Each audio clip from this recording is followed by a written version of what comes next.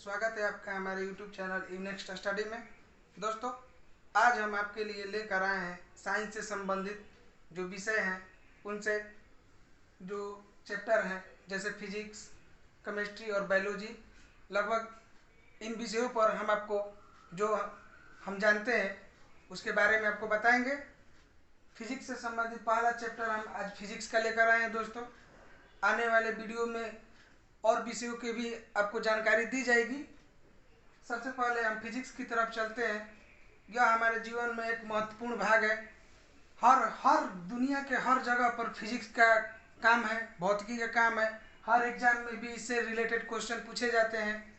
इसी क्रम में दोस्तों, फिजिक्स का जो पहला चैप्टर है वह है मात्रक। मात्रक दोस्तों, समझने वाली बात है यहाँ पर कि मात्रक क्या है। मात्रक क्या है? मात्रक देखिए दोस्तों, किसी भी राशि को, किसी भी भौतिक राशि को मापने के लिए जो उपयुक्त मानक होते हैं उन्हें मात्रक कहा जाता है। किसी भी राशि को मापने के लिए उपयुक्त मानक यानी स्टैंडर्ड। किसी भी राशि को मापने के लिए उपयुक्त मानक जो होते हैं वही मात्रक कहे जाते हैं। दोस्तों, यह मात्रक विभिन्न प्रकार के होते हैं। दो प्रकार के होते हैं। जो पहला मात्रक है वह है मूल मात्रक। यह इसका प्रकार है। मात्रक के जो प्रकार हैं वह है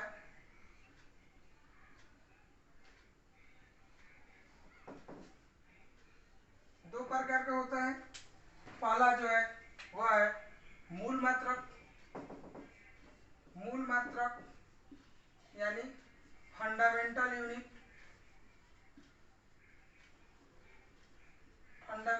यूनिट। दूसरा जो है व्युत्पन्न मात्रक यानी कि डेरिव्ड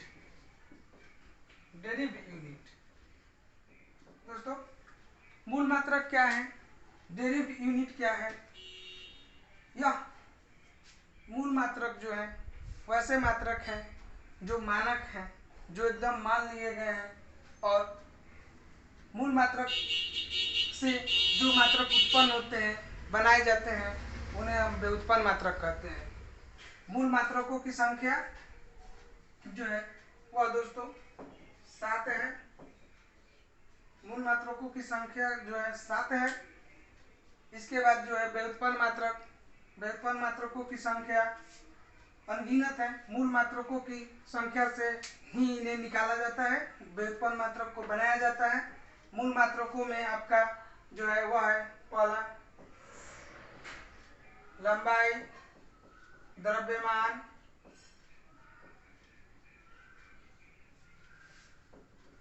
ताप, लंबाई, द्रव्यमान, ताप, समय, विद्युत धारा,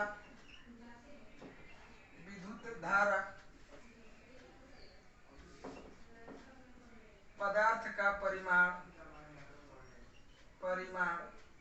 एवं ज्योति तीव्रता।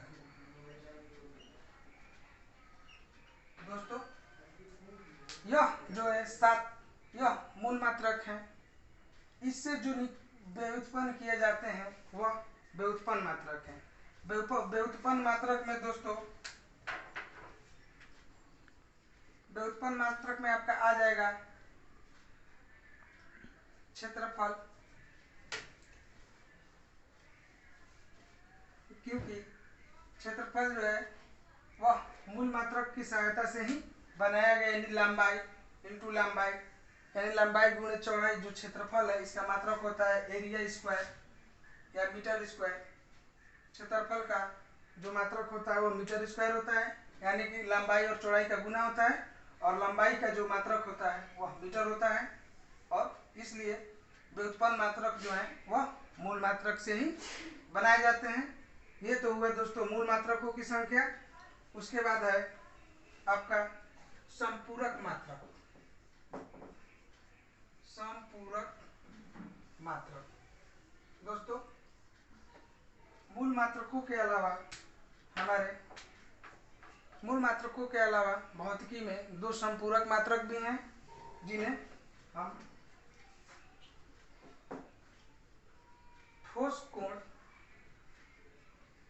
यानी कि सॉलिड एंगल और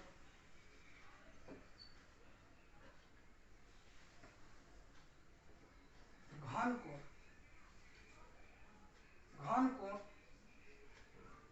ठोस कोण और या घन कोण, या सिर्फ हम समतल और एक है समतल कोण। दोस्तों सॉलिड एंगल या घन कोण एक ही चीज है और समतल कोण जो है वह अलग चीज है। आगे के बारे में हम इन मात्रकों के इकाइयों के बारे में बताएंगे, लेकिन उससे पहले इन मात्रकों को मापने के लिए जो पद्धतियां थी उसके बारे में हम जानकारी ले लेते हैं। उसके बाद हम मात्रकों को जो इकाई है उसके बारे में आपको बताएंगे। दोस्तों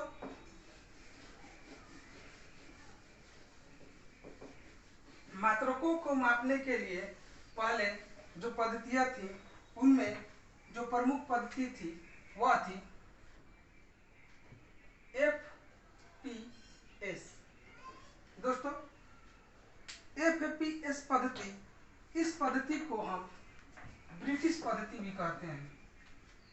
ब्रिटिश पद्धति भी कहते हैं। दोस्तों FPS यानी फुट पाउंड सेकेंड। दोस्तों इस पद्धति में दूरी के लिए फुट का प्रयोग करते थे, वजन के लिए या द्रव्यमान के लिए पाउंड का प्रयोग किया जाता था और समय के लिए सेकंड का प्रयोग किया जाता था। यह पद्धति ब्रिटिश पद्धति है दोस्तों। उसके बाद है आपका CGS पद्धति। CGS पद्धति दोस्तों, CGS पद्धति जो है वह सेंटीग्राम, सेंटीमीटर, ग्राम सेकेंड पर आधारित है। CGS पद्धति को फ्रेंच पद्धति भी कहा जाता है। दोस्तों यह जो पद्धति है वह फ्रेंच पद्धति है, यानी कि इस पद्धति का विकास फ्रांस में हुआ था। CGS पद्धति में जो दूरी है उसको सेंटीमीटर में मापा जाता है, जो वजन है या जो सब भार है उसको ग्राम में मापा जाता है और समय को सेकंड में मापा जाता है दोस्तों। उसके बाद है दोस्तों MKS प्रणाली। MKS प्रणाली दोस्तों, MKS जो प्रणाली है, इस प्रणाली में दूरी को मीटर में,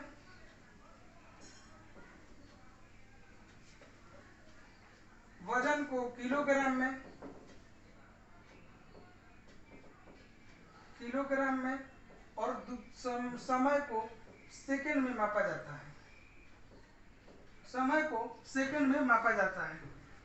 दोस्तों MKS प्रणाली में दूरी को मीटर में, भार को किलोग्राम में और समय को सेकंड में मापा जाता है।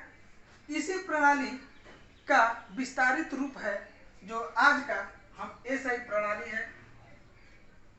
आज का जो SI प्रणाली है यानी कि सिस्टम ऑफ इंटरनेशनल यूनिट्स जो है, इस यह SI पद्धति का विकास दोस्तों 1960 ईस्वी में हुआ था। इसी SI पद्धति का विकास 1960 ईस्वी में हुआ था। इस पद्धति में दोस्तों मूल मात्रकों की जो संख्या 7 है, अब हम उनके बारे में विस्तार से पढ़ेंगे। उनके मात्रक क्या हैं उसके बारे में हम जानेंगे। आइए हम देखते हैं एसआई पद्धति में मूल मात्रकों की संख्या और उनका इकाई। दोस्तों, जैसा कि हमने आपको बताया था कि एसआई पद्धति में मूल मात्रकों की संख्या जो है, मूल मात्रक या फंडामेंटल यूनिट्स, वह 7 हैं, जिसमें पहला है द्रव्यमान,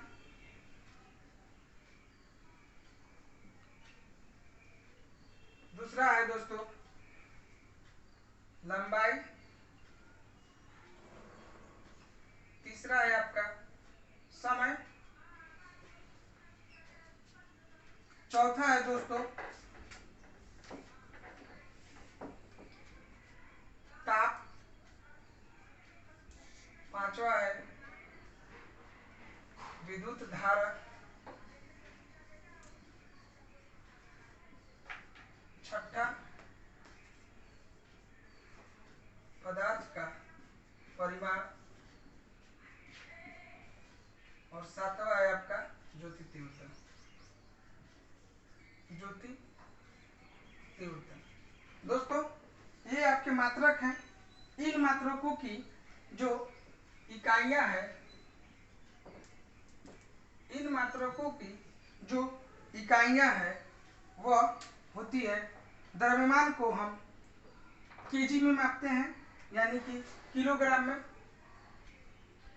एसआई पद्धति में द्रव्यमान को किलोग्राम में मापते हैं, लंबाई को मीटर में मापा जाता है, समय को सेकंड में मापा जाता है दोस्तों, ताप यानी किसी भी वस्तु का जो ताप है या वातावरण का ताप है वह केल्विन में मापा जाता है। ताप का एसआई मात्रक केल्विन होता है। दोस्तों, विद्युत धारा, विद्युत धारा में जो धारा हमारे घरों में प्रवाहित होती है या इलेक्ट्रिक करंट को मापा जाता है एम्पियर। एम्पियर में पदार्थ का परिमाण, इसका जो एसआई इकाई है वो है मोल दोस्तों, और ज्योति तीव्रता, इसका जो इकाई है वो है कैंडेला। कैंडेला दोस्तों, ज्योति तीव्रता को एसआई पद्धति में 1971 ईस्वी में अपनाया गया था। यह नोट कर लीजिएगा आप, ज्योति तीव्रता को 1971 ईस्वी में अपनाया गया था। इसके साथ ही साथ दोस्तों हमने संपूरक कोणों की बात की थी, संपूरक मात्रकों की बात की थी। वह संपूरक मात्रक हैं दोस्तों घन कोण, घन कोण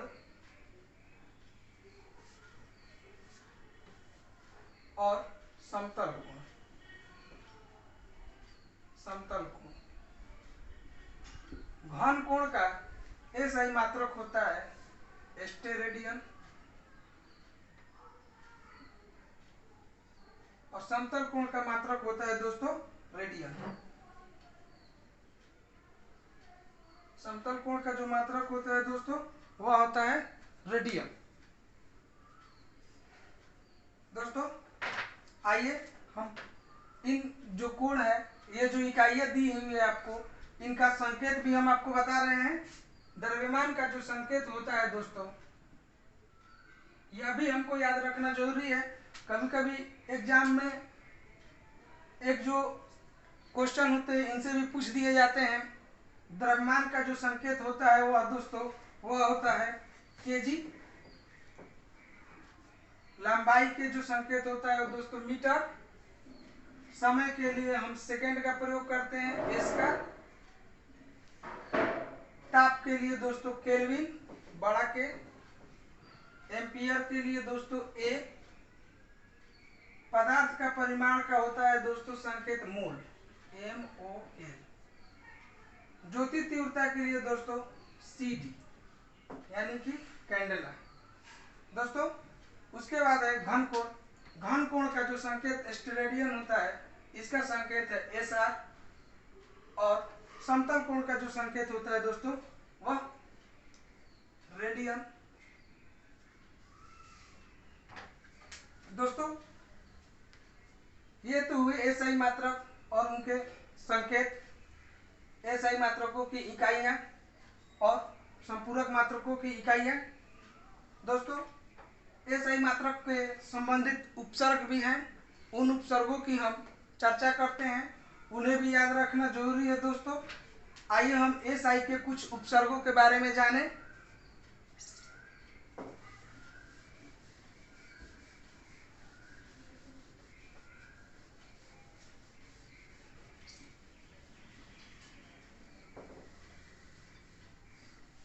दोस्तों एसआई के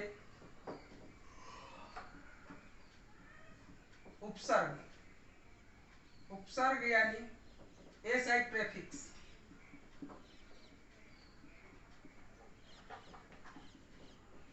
एसआई प्रेफिक्स ये ऐसे उपसर्ग हैं जो पहले लगते हैं।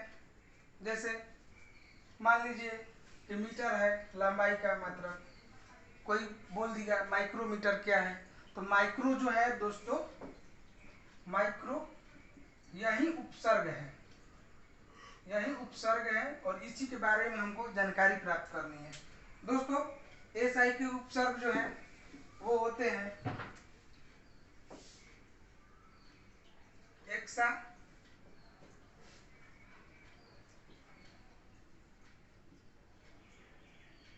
AXA, PETA,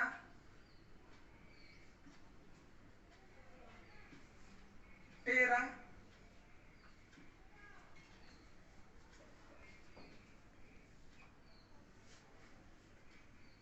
giga,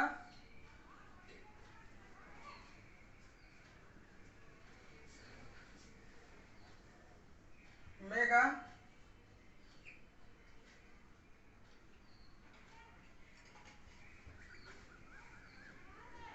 kilo,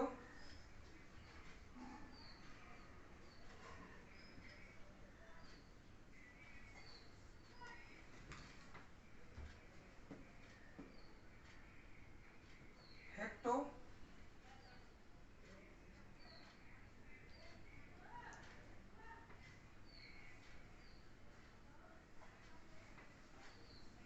hecto और Deka.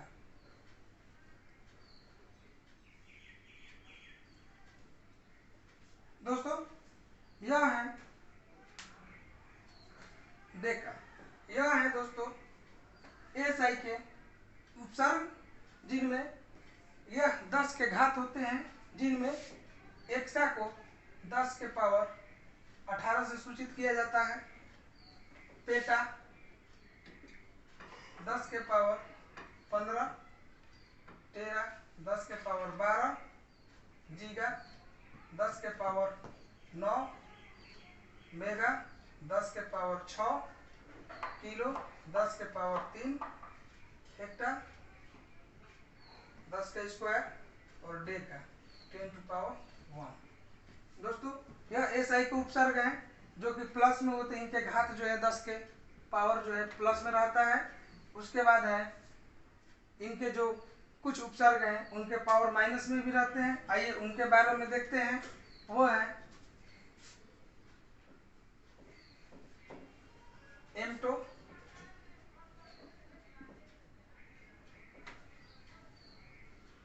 Femto,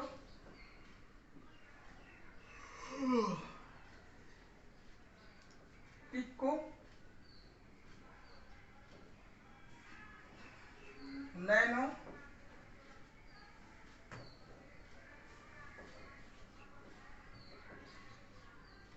micro,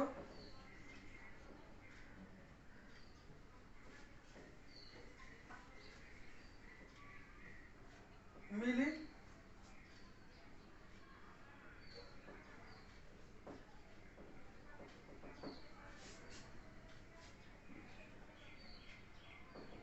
senti,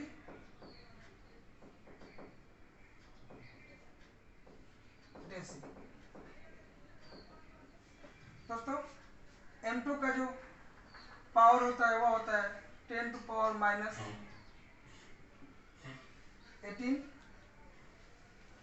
femto 10 के पावर माइनस 15, पिको 10 के पावर माइनस 12, नैनो 10 के पावर माइनस 9, माइक्रो 10 के पावर माइनस 6, मिली 10 के पावर माइनस 3, सेंटी 10 के पावर माइनस 2, डेसी 10 के पावर माइनस 1। दोस्तों यह सभी जितने भी आपको यहाँ पर हमने उपसर्ग बताया है यह सभी मीटर में होते हैं, यानी कि 10 के पावर 18 मीटर, 10 के पावर 15 मीटर, 10 के पावर माइनस 18 मीटर। दोस्तों इसको भी याद रखना आपको बहुत ही अत्यंत आवश्यक है। इसके बाद हम दोस्तों आगे हम देखते हैं कुछ प्रमुख रूपांतरण। कुछ प्रमुख रूपांतरण कहने का मतलब यह है कि कोई यूनिट है उसका किस में रूपांतरण हो सकता है। दोस्तों अब आते हैं हम जो प्रमुख रूपांतरण था उसके बारे में बात करते हैं। प्रमुख रूपांतरण एक फर्मी। दोस्तों एक फर्मी में कितना मीटर होता है या एक फर्मी किसको कहते हैं। दोस्तों हम जानते हैं कि एनरिको फर्मी एक नाम का व्यक्ति है, उसने नाभिकीय रिएक्टर की खोज की थी, जो अमेरिका के व्यक्ति हैं। इन्हीं फर्मी के नाम पर जो है नाभिक के परमाणु में जो नाभिक का आकार होता है वह निश्चित किया गया है और वह होता है दोस्तों 10 के पावर माइनस 15 मीटर। यह है एक फर्मी बराबर 10 के पावर माइनस 15 मीटर। उसके बाद है दोस्तों एक एंगस्ट्रॉम। एक एंगस्ट्रॉम क्या होता है दोस्तों, यह होता है परमाणुओं की त्रिज्या। एक एंगस्ट्रॉम बराबर 10 के पावर माइनस 10 मीटर। ये नाभिक हो गया और यह परमाणु की त्रिज्या हो गई। कभी कभी पूछ दिया जाता है कि परमाणु की त्रिज्या कितनी होती है। दोस्तों किसी भी परमाणु की त्रिज्या 10 के पावर माइनस 10 मीटर होती है। उसके बाद है आपका एक माइक्रोन। एक माइक्रोन बराबर कितना होता है। दोस्तों आपसे जब यह सवाल पूछ दिया कि एक माइक्रोन बराबर कितना होता है तो हमने आपको अभी बताया कि जो एसआई के उपसर्ग हैं उनमें माइक्रोन का मान कितना होता है। माइक्रोन का मान होता है 10 के पावर माइनस 6 मीटर। तो एक माइक्रोन बराबर 10 के पावर माइनस 6 मीटर दोस्तों। और अगला है पारसेक।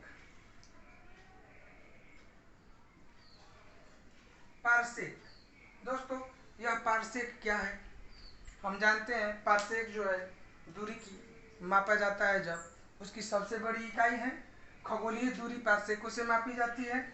एक पारसेक बराबर 3.08 गुने 10 के पावर 16 मीटर। दोस्तों आप यहाँ पर ध्यान रखिएगा ये मीटर में है, जैसे ही इसको किलोमीटर में चेंज करेंगे तो जो है 3.08 गुने 10 के पावर 13 किलोमीटर हो जाएगा और 3.26 प्रकाश वर्ष।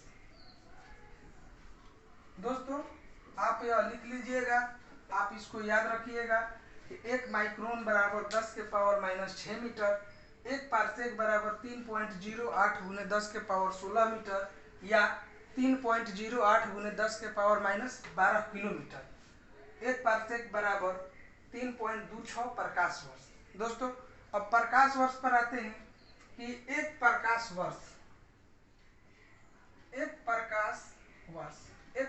वर्ष बराबर कितना होता है। यह डायरेक्ट क्वेश्चन है जो एग्जाम में पूछे जाते हैं। एक प्रकाश वर्ष बराबर 9.46 गुने 10 के पावर 15 मीटर। दोस्तों प्रश्न में यह भी एग्जाम पूछे गए हैं कि प्रकाश वर्ष किसकी इकाई है। दोस्तों प्रकाश वर्ष जो है वह दूरी की इकाई है और एक प्रकाश वर्ष में होता है 9.46 गुने 10 के पावर 15 मीटर या 9.46 गुने 10 के पावर 12 किलोमीटर। दोस्तों अब आते हैं खगोलीय दूरी की तरफ। खगोलीय दूरी, खगोलीय दूरी क्या है दोस्तों, इसके बारे में एग्जाम में पूछा जाता है। आप समझते होंगे खगोलीय दूरी क्या है। अगर नहीं जानते हैं तो मैं आपको यह बता दूं कि जो हमारा पृथ्वी है और जो यह सूर्य है, इसके जो बीच की दूरी होती है वही खगोलीय दूरी कहलाती है।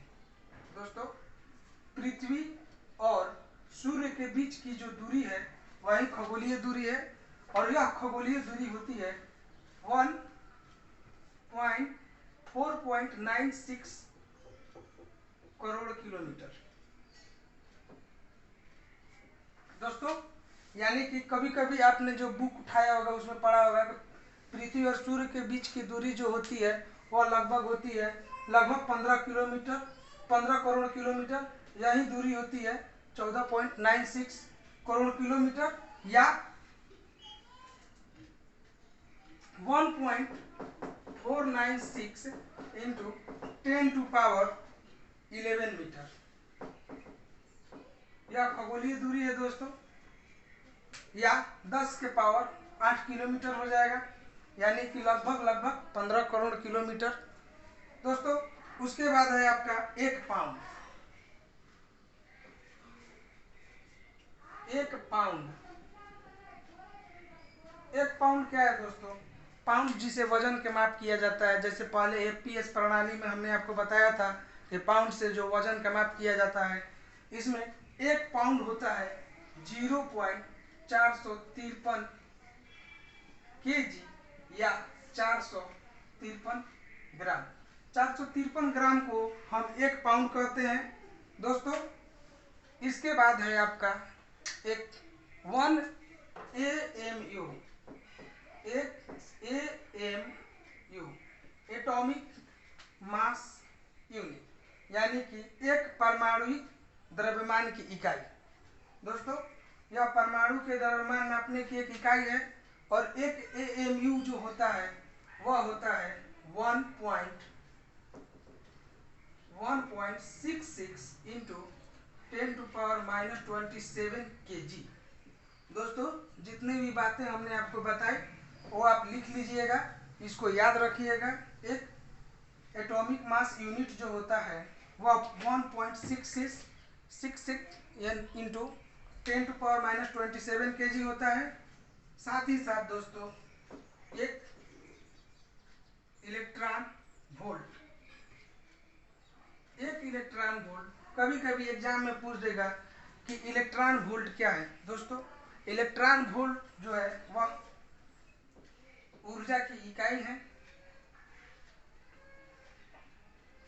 इलेक्ट्रॉन वोल्ट ऊर्जा की इकाई है, और इस इकाई का मान होता है 1.6 इंटू 10⁻⁻19 जूल।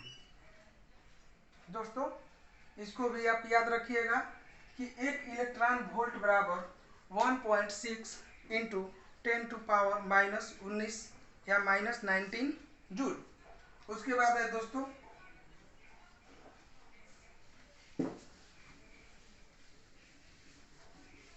1 वाट घंटा, 1 वाट घंटा। दोस्तों 1 वाट आवर क्या है। दोस्तों वाट घंटा या वाट सेकेंड यह भी ऊर्जा की ही इकाई है। 1 सेकेंड में उपभोग की गई शक्ति को 1 वाट कहा जाता है। 1 सेकेंड में जो उपभोग करती है ऊर्जा उसे 1 वाट कहा जाते हैं। दोस्तों 1 वाट सेकेंड, इसी से 1 वाट घंटा बना है। इसके बाद 1 किलोवाट घंटा भी बना है। दोस्तों 1 वाट घंटा या 1 वाट सेकेंड के देखिए 1 वाट सेकेंड 1 वाट गुने 1 सेकेंड, यह जो है जूल है। अब यह इसको जब रूपांतरित करेंगे तो यह जूल में आ जाएगी, यानी ऊर्जा है। 1 सेकेंड में जो ऊर्जा उपभोग की जाती है उस ऊर्जा को हम 1 वाट कहते हैं। दोस्तों 1 वाट घंटा, 1 घंटे में उपभोग की गई ऊर्जा को 1 वाट घंटा कहते हैं, यानी कि 1 वाट घंटा बराबर 1 गुने 60 गुने 60 यानी 3600 जूल। दोस्तों ठीक उसी तरह 1 किलो वाट घंटा, 1 किलो वाट घंटा। दोस्तों यदि 1 घंटे में 1 किलोवाट का उपयोग किया जाए तो वह जो ऊर्जा होती है उसे 1 किलोवाट घंटा कहते हैं, और यह 1 किलोवाट घंटा बराबर 1 गुने 1000, देखिए यहाँ पर किलो के जो मात्रक होता है 1000 होगा, गुने 1 गुने 60 गुने 60 बराबर 36 गुने 10 के पावर 5 जूल या 3.6 गुने 10 के पावर 6 जूल उपभोग की जाती है। दोस्तों यह याद रखना जरूरी है कि 1 किलोवाट घंटा में कितने जूल होते हैं, 3.6 गुने 10 के पावर 6 जूल या 36 गुने 10 के पावर 5 जूल। उसी तरह दोस्तों 1 न्यूटन बराबर 10 के पावर 5 डाइन। दोस्तों बल का मात्रक न्यूटन होता है और इसका सीजीएस मात्रक जो होता है वह डाइन होता है। यहाँ पर 1 न्यूटन बराबर 10 के पावर 5 डाइन, 1 न्यूटन बराबर 10 के पावर 5 डाइन। दोस्तों 1 मीट्रिक टन, 1 मीट्रिक टन। हम यह प्रमुख रूपांतरण पढ़ रहे हैं ताकि जब एग्जाम में क्वेश्चन है तो हम उसे रूपांतरित कर सके दोस्तों, उसे बना सके सुविधाजनक। तो उसी क्रम में 1 मीट्रिक टन जो होता है वह होता है दोस्तों 1000 केजी। 1000 केजी को हम कहते हैं 1 मीट्रिक टन। उसके बाद है दोस्तों 1 केजीएफ।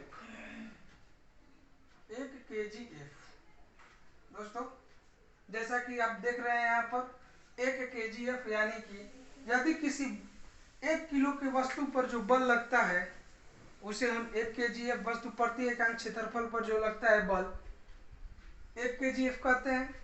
1 केजीएफ यानी कि 9.81 न्यूटन। दोस्तों यह ध्यान रखिएगा कि यह 1 केजी के वस्तु पर लगने वाला बल है, 1 केजी के वस्तु पर लगने वाला बल है 1 केजीएफ न्यूटन। दोस्तों उसके बाद है आपका 1 कैलोरी। 1 कैलोरी, 1 कैलोरी में होता है दोस्तों 4.2 जूल लगभग या 4.186 जूल। उसी तरह है दोस्तों 1 अश्व शक्ति। 1 अश्व शक्ति, अश्व शक्ति जैसा कि नाम से ही स्पष्ट है, हॉर्स पावर, 1 एचपी। 1 एचपी दोस्तों, एचपी क्या है? हॉर्स पावर, शक्ति की मापने की इकाई।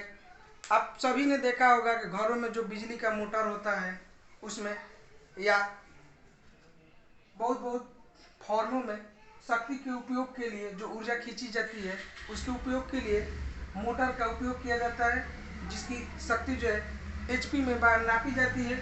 जितनी ही एचपी ज़्यादा होगी निश्चित ही उतनी ही उसकी शक्ति ज़्यादा होगी। 1 एचपी बराबर 746 वाट होता है दोस्तों, ध्यान रखिएगा।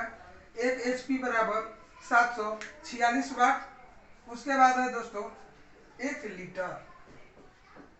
1 लीटर, 1 लीटर में कितना ml होता है दोस्तों?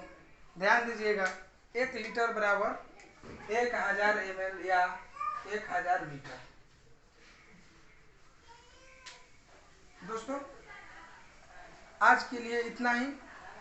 आशा करते हैं कि आज का यह वीडियो आपको पसंद आया होगा। अगले वीडियो में दोस्तों हम आपको डायमेंशन से संबंधित प्रश्न बताएंगे, डायमेंशन निकालना सिखाएंगे, ताकि आने वाले एग्जामों जैसे कि NTPC, group D, banking, air force group Y, इस तरह के एग्जामों में और अदर एग्जामों में जब इन सभी से आपको प्रश्न पूछे जाएंगे तो आप उन्हें बेझिझक बनाएंगे, आपको कोई दिक्कत नहीं होगी। दोस्तों, हम इसी विश्वास के साथ यह सीरीज शुरू कर रहे हैं ताकि आपको कोई दिक्कत नहीं हो। हम आपके सभी प्रॉब्लम को दूर करना चाहते हैं। हम यही चाहते हैं कि आप सभी वो चीज़ जानें जो इस समय का जो पैटर्न है, जो इस समय की जो शिक्षा है, जो लोग इससे वाकिफ नहीं है, आप इसे देखिए, पढ़िए, समझने का प्रयास कीजिए। धन्यवाद।